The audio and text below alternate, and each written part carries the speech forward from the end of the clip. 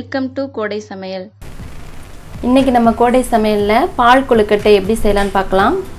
இதுக்கு தேவையான பொருள் தேங்காய் பால், ஃபஸ்ட்டு தேங்காய் பால், பால், செகண்ட் தேங்காய் பால், சுக்கு கொஞ்சம் பவுடர் பண்ணி வச்சுருக்கேன், கொஞ்சம் உப்பு, ஏலக்காய் பவுடர், அரிசி மாவு. இப்போ நம்ம எடுத்து வச்ச அரிசி மாவு ஒரு பவுலில் சேர்த்துக்கலாம். இப்போ இதோட கொஞ்சம் உப்பு சேர்த்துடலாம். இப்போ இதை நல்லா கலந்துடலாம். இதோட நம்ம சூடு பண்ணி வச்சு தண்ணி சேர்த்துக்கலாம். ஒரு கப்பு அரிசி மாவுக்கு ஒரு கப் அளவு தண்ணி நம்ம சூடு பண்ணி எடுத்துக்கணும். நம்ம எந்த கப்பில் அரிசி மாவு எடுக்கிறோமோ அதே கப்பில் தண்ணி எடுத்துக்கணும்.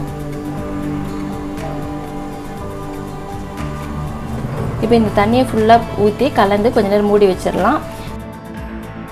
சப்பாத்தி மாவு பதத்துக்கு பிசைஞ்சு எடுத்துடலாம்.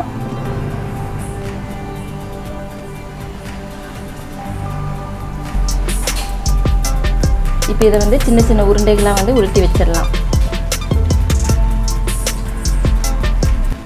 இந்த மாதிரி சின்னதாகவே ஊற்றிக்கலாம், ஏன்னா அப்போ தான் கொழுக்கட்டை நல்லா வேகும் சீக்கிரமாக. இப்போ ஒரு கடாயில் நம்ம பால் சேர்த்துக்கலாம். இப்போ இதோட அந்த செகண்ட் தேங்காய் பால் சேர்த்துடலாம்.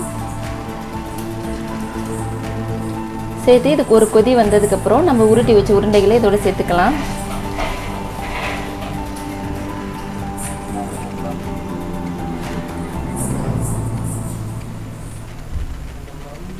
உங்களுக்கு இந்த பால் கொழுக்கட்டை நல்லா திக்காக வரணும்னா நீங்கள் கொஞ்சம் இந்த மாவை கரைச்சி ஊற்றிக்கலாம்.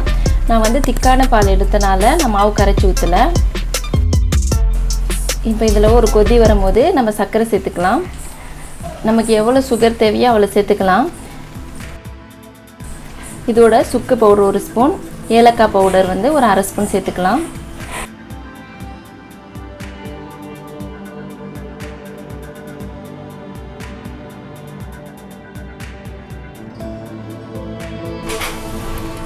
இப்போ இதை நல்லா கலந்து மீடியம் ஃப்ளேமில் இதை வேக வச்சிடலாம்.